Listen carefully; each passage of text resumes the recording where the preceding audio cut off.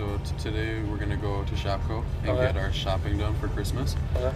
You've got $50. Who are Okay. you gonna buy for? Who are the important people in your life that you care for? That you My want to show?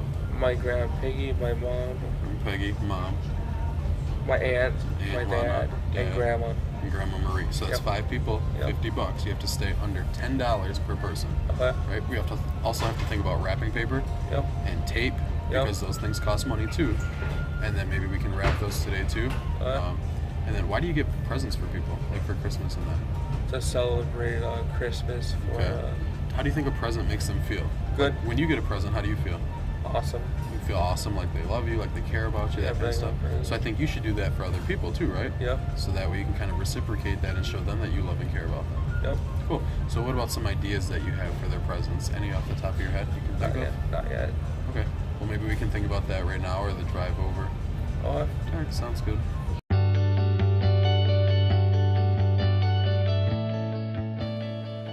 Alright, so in that last video, some of the things I'd like to point out are they were working on budgeting, but in a really functional way.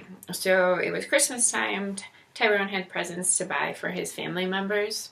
And so as they went over that, they were also working on empathy and social skills and understanding the why behind the activities.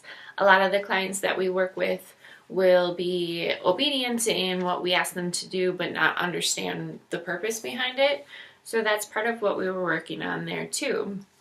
Additionally, we were working on helping Tyrone maintain relationships that are important in his life. So when we work on different goals, a lot of times we're working on many at the same time.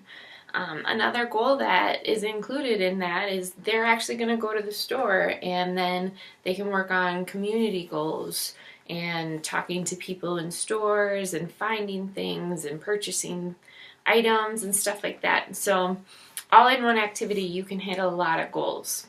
So I wanted to ask Carlos a few questions about what more they did in that situation to help work on some of those goals.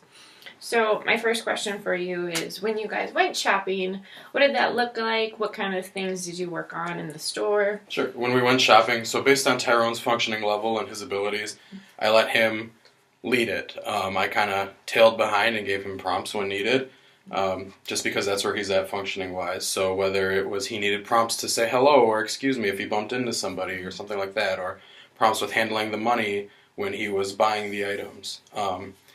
A lot of it, too, is having him see what things he would need for his family, for presents, what would they enjoy.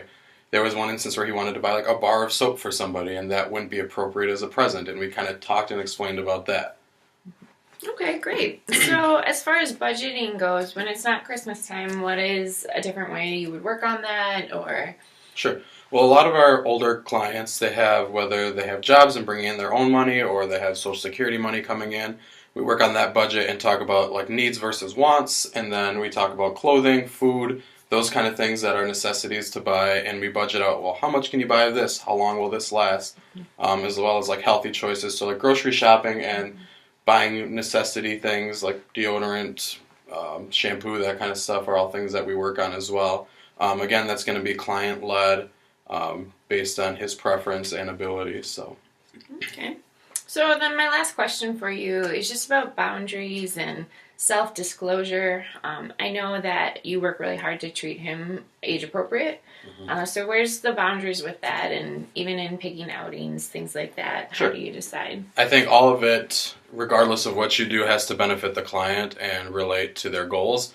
There are times when it can overlap where it may look like you're not necessarily working on a lot, but there is, such as just going to a store or even going to the mall and thinking of like a wish list for Christmas, or going to the community and just taking a walk. There's different things that you can work on, whether it's eye contact or staring at people, which a lot of our older clients do have because they have that social anxiety of initiating conversations. So just keep in mind what's in the best interest of the client, as well as what the goals are that the parents and seniors might have came up for your client. All right. Well, thanks for listening.